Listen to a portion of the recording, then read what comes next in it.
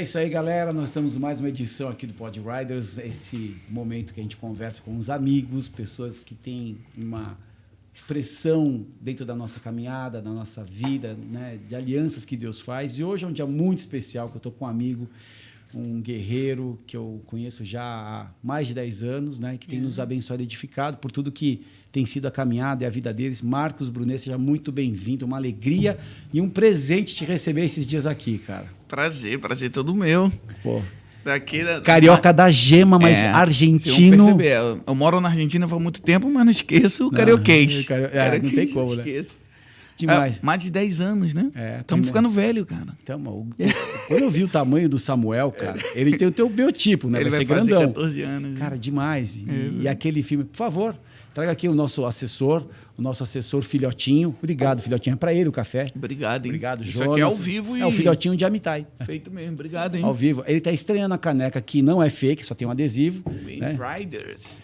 Marco, tua vida é uma loucura no sentido de agenda, nações, mas aí de um tempo para cá você deu uma parada, né? Eu me lembro de uma última conferência que a gente se encontrou em Córdoba e Deus tinha pedido para você dar um tempo, que a tua vida era mais num aeroporto do que em casa mesmo, né? Exatamente. Como é que foi essa virada na tua vida assim? A gente, depois de 10 anos de ministério, mais ou menos, de viajar mais pela América Latina, Deus começou a falar com a gente de que um modelo que funciona é melhor do que 1000 mensagens. Foi muito interessante, porque a gente já tinha pregado em muitos lugares, tinha levado muitas mensagens sobre adoração, sobre igreja, sobre família. E Deus falou, onde é que está funcionando isso? Onde está funcionando? Então, o nosso primeiro desafio começou aí para o ano 2017, 2018. Não foi pela pandemia. A gente já vinha antes. Nosso ministério se transformou em uma equipe de discipulado. E Deus começou a nos falar que, em vez de a gente ir para as nações iam começar a vir até Córdoba. E o que eu identifico é como as etapas de Davi. Né? Davi era um homem conforme o coração de Deus. Mas como é que a gente define qual era o trabalho de Davi? Ele era músico, era compositor, mas era rei, era cortador de cabeças gigante, era administrador de uma nação. Então ele era conforme o coração de Deus, ou seja, ele tomava a forma que Deus queria na temporada que ele estava por viver. Então a gente estava muito sensível por isso faz um tempo atrás, Senhor, qual é a forma que nós temos que tomar? Porque se fosse só por agenda, a gente não parava, mas a gente seguia não pela demanda das pessoas, mas pela vontade, né, do coração do Pai. Então a gente parou e sentimos em começar uma comunidade local, Deus nos confirmou, em Córdoba. Foram quantos anos para começar a comunidade local? Demorou. A gente, em 2016, começamos a sonhar, a planificar, começamos só um grupo de oração. E pessoas começaram a ir para Córdoba morar. E aí começaram a vir a morar, porque quando as pessoas souberam que a gente estava ali, principalmente a nossa equipe, começou com a nossa equipe, depois familiares, depois amigos, um falava para o outro, e aí foi imparável. Tinha já uma comunidade grande, e nós estávamos em outra congregação, e o pastor falou, pô, vocês já são uma igreja dentro de uma igreja, começa vocês. E aí a gente entrou nessa etapa de pastorear, né? E escutando a Jesus falando, se você me ama, apacenta minhas ovelhas. Alimenta. E a gente começou a entender, né? Criar todo o pasto, né? E depois veio também... A gente sempre teve um desejo de fazer uma casa de oração para a cidade e um centro de treinamento, né, para as nações. Mas só que Deus começou pela igreja local.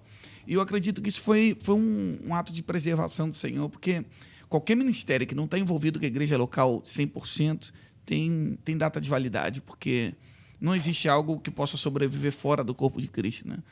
Então isso foi mudando o nosso coração, no sentido tanto no pastorear ovelhas, como discipular nações ao mesmo tempo. Então a gente diz hoje que a gente tem uma igreja glocal. Uma igreja global, com a mente global e funcionando localmente. Dentro do corpo. Né? Estamos lá. E estamos te esperando. Cara, uma honra. Nós estivemos lá. Aliás, assim, o ministério mesmo, o Toma Tu Lugar começou porque você tinha ido para Buenos Aires para fazer uma escola de adoração, né? Exatamente. E ali você encontrou uma congregação, uma igreja, e começou a servir. Mas quando foi que saiu, assim, começou a vir as músicas, começou a trazer uma identidade, e sabendo que isso ia ser uma voz para uma geração, para as nações? Onde é que surgiu o Toma Tu Lugar? Foi naquele primeiro CD que vocês gravaram lá em Córdoba, ou não? Isso. Em 2008, a gente gravou, mas, em realidade, começou um processo quando eu fui estudar em 2002 na Argentina, música e teologia. Sai do Rio de Janeiro, um violão, uma mochila. Só solteiro, 18 anos. Eu ia fazer só uma experiência de 6 meses para voltar para trabalhar com meus pais na igreja. E Deus mudou todos os meus planos na área profissional, ministerial, sentimental. Me casei com uma argentina. Que você conheceu através do ministério da escola. Da escola, 2 amigos que moravam comigo no quarto eram os irmãos da Fernanda, Samuel e Estevam. E aí me apresentaram, passei 2 anos como aluno, depois comecei como professor no mesmo instituto que eu estava.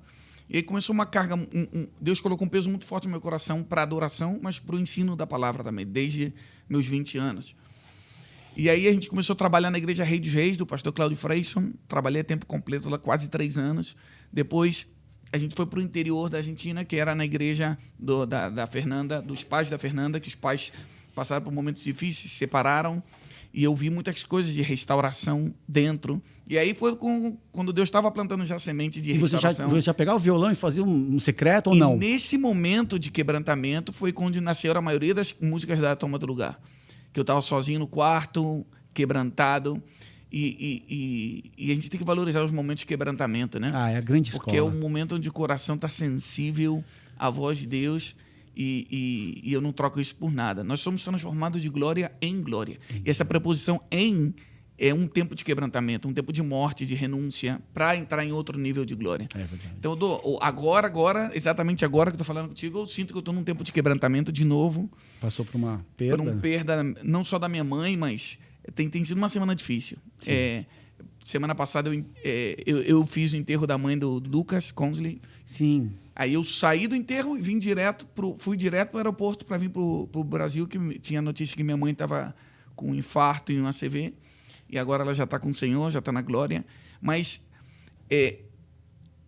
esse momento de quebrantamento nos deixa sensíveis à vontade de Deus e, por um lado, é doloroso, mas me aumenta a convicção da esperança que nós temos, que é real, viva. Cristo. Foi a mesma coisa faz 20 anos atrás. Por isso que eu estou com muita expectativa do que Deus está liberando nesse tempo, aqui mesmo, em Porto Alegre, junto com vocês. E assim, a gente tenta trazer você desde muitos anos, até porque a gente sabe da limitação, da carga que fala, né, da responsabilidade.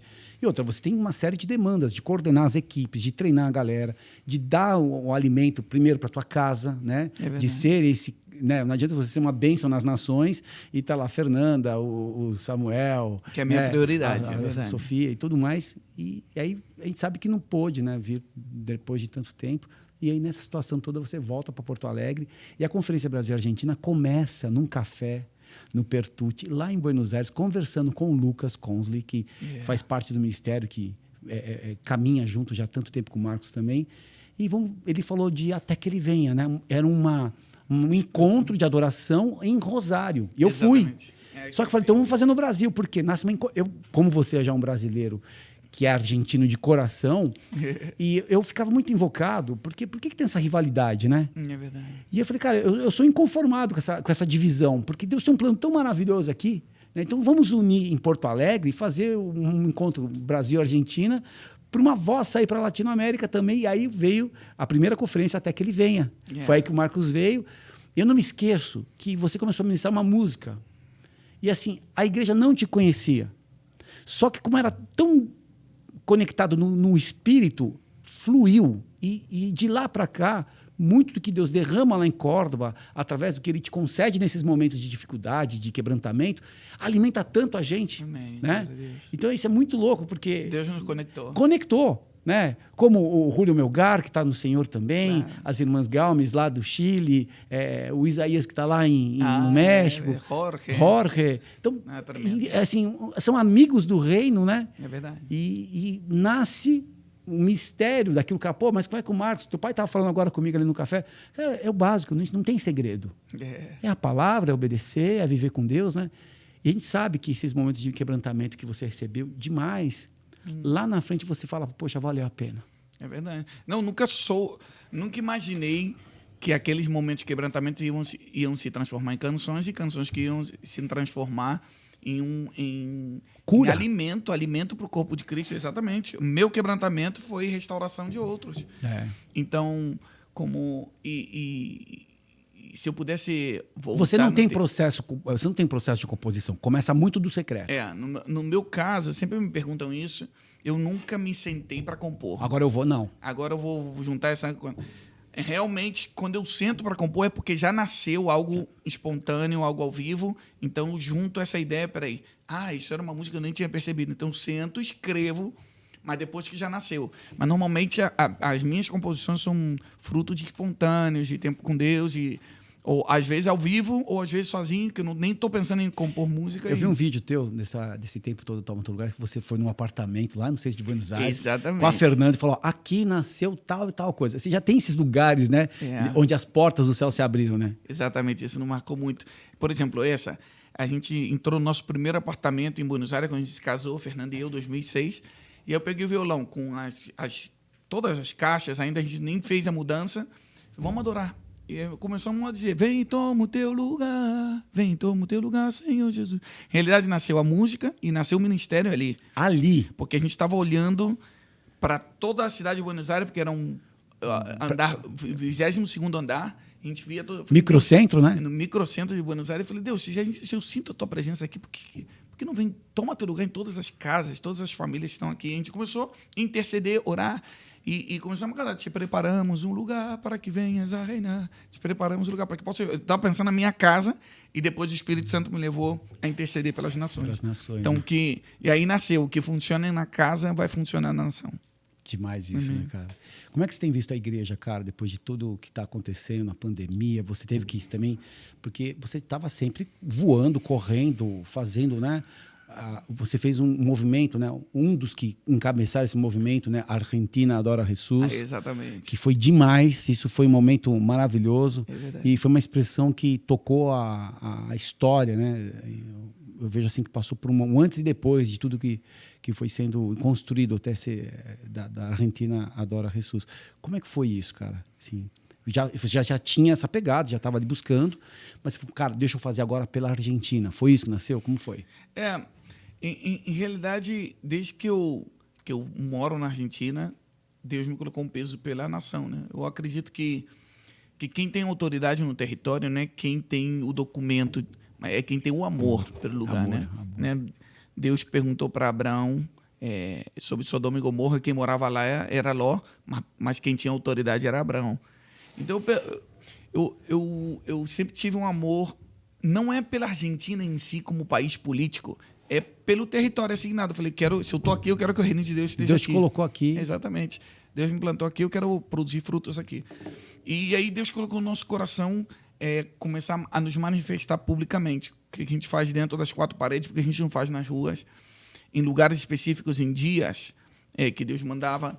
Então a gente fez no 6 de dezembro, que era o dia do órfão, o dia del gaúcho. Olha isso. E que é muito interessante que na Argentina a raiz da palavra gaúcho é de órfão. Eu não sabia disso. É gaúcho. E aí nesse dia Deus pediu que os filhos se manifestassem na rua, expressando a paternidade do pai. Para mim foi muito importante. Como foi essa expressão? 6 de dezembro de 2014. Sem anunciar que cantor ia estar, sem anunciar quem ia pregar ou quem ia fazer, simplesmente só se anunciava: Argentina adora a Jesus. Então isso já caiu muito da idolatria. Se você vai pelo nome de Jesus e não pelo nome de nenhum ministério. E isso foi muito interessante, que Deus nos surpreendeu, sem publicidade humana. Chegaram, acho que, mais de 60 mil pessoas. Foi uma bênção. Na frente da Casa Rosada, né? Na frente da Casa Rosada, um lugar de governo da nação, um lugar de protesto, um lugar de crise. E aí a gente levantou um sacrifício de louvor ao Senhor e vimos mudanças no país, principalmente no ambiente espiritual. É verdade que mudaram coisas na sociedade, na política, mas o nosso objetivo era aproximar o reino dos céus e gerar consciência que as pessoas buscassem a Deus, tivessem interesse por Deus. E a Argentina começou a se interessar mais por Deus. E eu acredito que quando o reino de Deus se aproxima, saem muitas coisas à luz, né? Porque às vezes a gente pensa que é só avivamento, mas junto com o avivamento vem perseguição, junto com a luz vem avivamento no céu, mas o inferno se aviva também. E a gente precisa estar preparado para tudo. Desperta, né? É verdade, desperta tudo. Então a gente está, desde 2014, a gente chamava altares públicos, E agora o que a gente está fazendo é fortalecer muito os altares, mas nos lares, entendeu? Fortalecer a pandemia. A gente começou a entender a reconfiguração da igreja. Mas sempre o nosso chamado foi ativar o sacerdócio de todos os santos. Né? Que cada crente, que cada cristão, seja um adorador, seja um intercessor e um proclamador da palavra. Sempre foi a nossa carga, sempre foi o nosso peso. E agora, com a pandemia, eu acho que isso se fortaleceu, porque, em realidade, as pessoas que se desviaram, que saíram, era porque estavam dependentes de um templo e nunca aprenderam a adorar e interceder por eles mesmos. Então, para eu ser um espectador dentro do templo, ou você um espectador só vendo o YouTube, escutando o Spotify, então as pessoas que saíram é porque, em realidade, nunca estiveram, né? Nunca estiveram conectadas. Não tinha base, né? Não Fundamento, base. né? E creio que Deus está dando uma oportunidade para a igreja ativar esse sacerdócio de todos os santos, não só de alguns, de todos os santos. Então, acredito que nós estamos por experimentar duas coisas maravilhosas pós-pandemia. Um derramamento do Espírito Santo sem precedentes, que vai acontecer no ajuntamento dos santos, na igreja, no templo, onde 2 ou 3 estiverem reunidos, seu nome vai ser tão forte que as pessoas vão falar, não posso estar vendo pelo YouTube, eu tenho que estar aí, junto com eles, porque Deus habita aí. E número 2, esse derramamento do Espírito Santo, eu acho que tem que passar pelas pessoas. Se a pessoa não sente que passa por ela, né, então eu vejo de casa. Eu boto o play aqui e vejo. Mas quando sente que o poder de Deus está passando pela mão dela, né, a adoração está passando pela sua boca, realmente está curando enfermos, realmente são ativados no seu sacerdócio, aí eu acredito que Deus está fazendo esse tempo, para que sair de espectadores, né, para protagonistas no reino. Marcos, você teve que enfrentar uma época, eu me lembro disso, porque quando o ministério despertou e realmente você sabia que era Deus te levando para a Rússia, Europa, lugares distantes, lugares que não eram nem um roteiro, né, ministerial de conferências, né, congressos, mas sim, Deus colocou você em lugares para levantar esses altares. Daqui a pouco, naturalmente, pelo fruto que permanece, o ministério começa a ser conhecido. E você entrou não digo crise, mas num dilema de chegar uma hora que o Marcos Brunet era conhecido, porque existe isso, infelizmente, no reino, principalmente Latinoamérica, que eles são muito ligados às figuras, né? Pela carência, né? Talvez falta de uma experiência profunda e saber que é um instrumento. E chegou uma hora que você me falou algo assim, Ale, quando o teu nome está trazendo gente, é hora de você reavaliar. E você teve que lidar com isso, né? E abertamente falando, cara, eu não quero, eu preciso, não vou entrar nessa onda, né? Exatamente.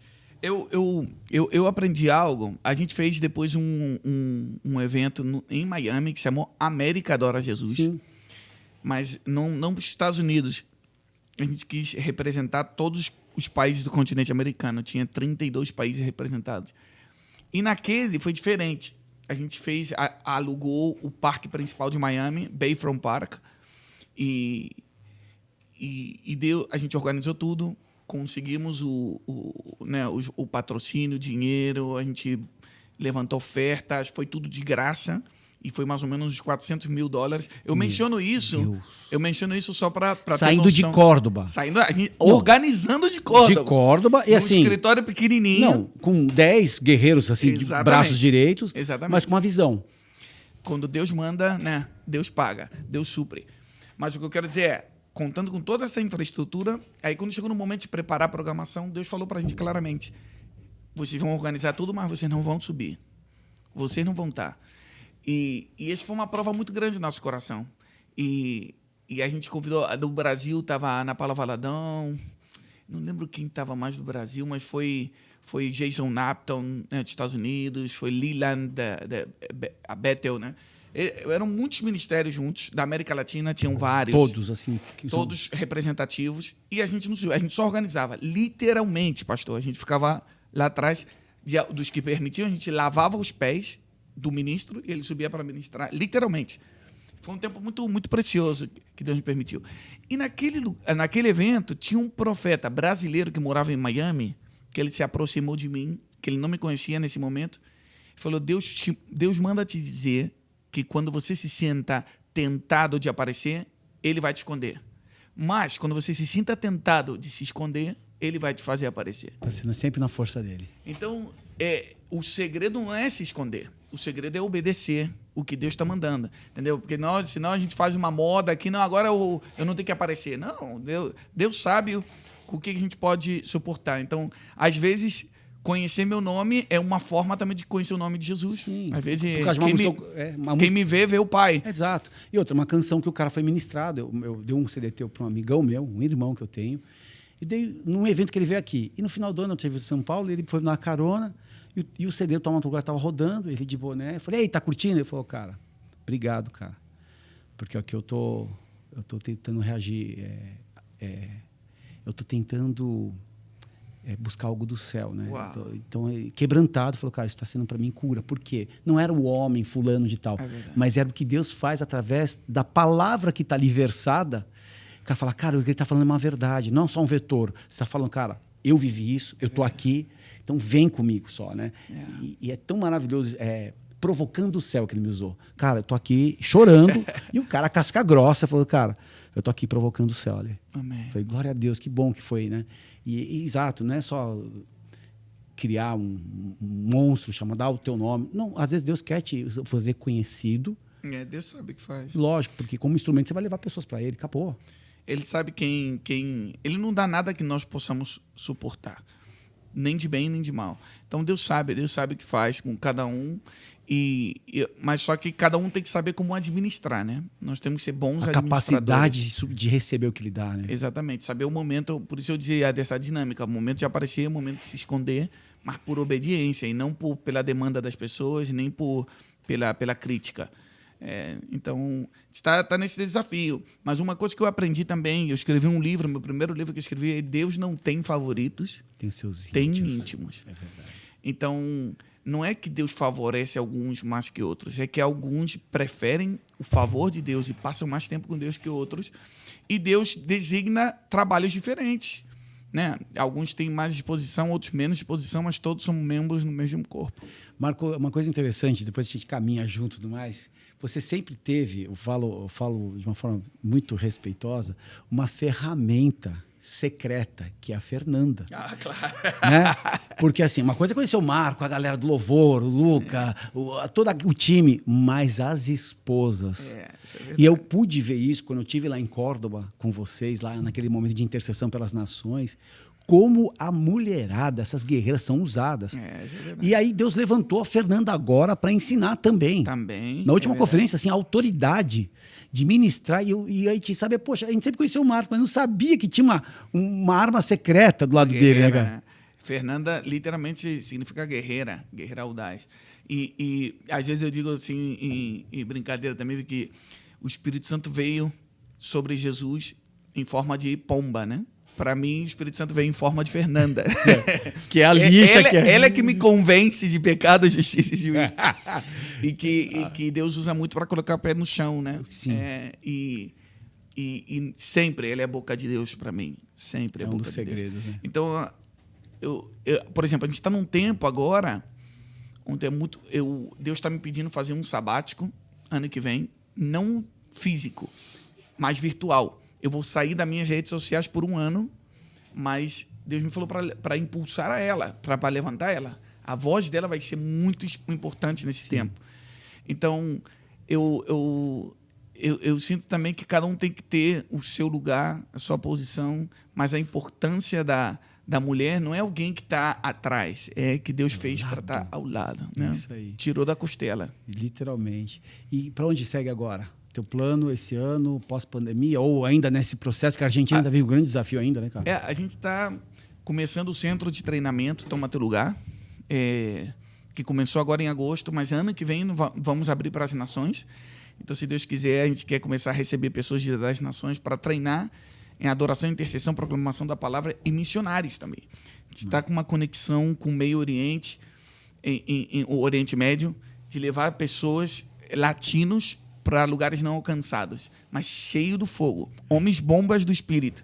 A gente quer treinar pessoas assim, com a capacidade do evangelho profético, com o evangelho completo, com a adoração profética, entrar com discernimento e ser efetivo no que Deus está fazendo. Então, a gente está com esse sonho e vai sair o CD novo, Toma Teu Lugar, em outubro, daqui a um mês. Na conferência? Na conferência. Um dia depois da conferência vai sair Dia e Noite, o nome novo do álbum do Toma Teu Lugar. São quantos CDs, cara? Quantos álbuns vocês têm já? Ai, cara, não sei. A gente vai pelas músicas. Ah, é aquela da intimidade. Ah, aquela do Samuel. Porque tem do Toma Teu Lugar, tem meus, tem com, do Lucas. Com a equipe, né? Com a equipe. Com a equipe deve ser uns 8, já. Acho que até mais, hein, Marcos? Não aí tem... lembro, né? Isso que é legal, que é uma família, né? Toma Teu Lugar, Unindo-se a Tierra, Hogar do Seu Hogar, Adora Jesus. Diálogo Íntimo. Diálogo Íntimo. 1 e 2. Uno em Cristo. Casa de Oração. De oração. O que vai sair agora. E do Lucas tem mais 2. Tem do Jean. Agora está saindo do Jean, o segundo do Jean. Demais isso, né, Não, cara? é uma família. Somos uma família ministerial. E está saindo um livro aqui também, né, Marcos? Trouxe agora pra gente. Sim, em português. Né? Esse aí tem Ser português. para fazer. Esse aí saiu pela editora Vida. Demais. E eles estão lançando aqui no Detox Brasil. Integral. É muito interessante. Bom, porque esse é o fruto também do processo que eu entrei depois. Esse livro nasceu na época do América Adora Jesus, que Deus me falou para parar. No meio da organização do evento, ficamos 6 meses. Eu fiquei 6 meses sem viajar. E aí Deus me falou muito sobre as raízes, de expor as raízes, de ir profundo. Toda árvore não tem que produzir fruto o tempo todo. E aí comecei a aprender muito sobre as estações, sobre os ciclos, né? Sobre os ciclos, que importante é onde eu estou plantado, esperar o outono. O outono, né? O outono, quando cai as folhas, parece vergonhoso, né? Mas é o momento que está indo toda a força para a raiz. Isso e a gente não sabe o momento de fortalecer as raízes, as convicções, para poder aguentar o inverno e voltar a dar fruta na primavera e no verão. Demais, hein, cara? Que visão. E a capa tá muito forte, né, cara? Muito forte. As raízes apontando para cima. Que é o que a gente tem que curar. Marcão, não quero demorar aqui, que você vai ministrar a palavra, depois a gente acompanha. Cara, uma honra, uma alegria. E é uma aliança que a gente tem, uma amizade, como eu te falei, que a verdadeira amizade, ela supera a distância, ela lida com o tempo, até prevalece sobre as falhas do dia a dia, dos relacionamentos. Mas a verdadeira amizade, ela não vive sem a reciprocidade. Né? E eu sei que é verdadeiro de vocês e me alegro demais de ter amigos do reino que são verdadeiros irmãos. Que Deus possa te usar cada vez mais. Você tem uma extensão aqui. Obrigado. Né? Que realmente é uma parte da tua família que ama muito também, né? Porque a gente tem os amigos ministeriais, mas tem os amigos do reino, né? É verdade. Que não é a placa, a visão. E estamos juntos, cara. Nós viemos aqui. Eu vim aqui hoje com meu pai, com meu filho, 3 gerações. 3 gerações. Só para te dar um abraço, para ter esse tempo de mesa, de café, além da conferência, além do ministério. Sim. E quero fortalecer essa amizade e aliança. Brasil e Argentina. Unidos. E um carioca na gema. Que Deus abençoe, galera. Muito obrigado. Segue aí nas nossas próximas edições. Fiquem com Deus.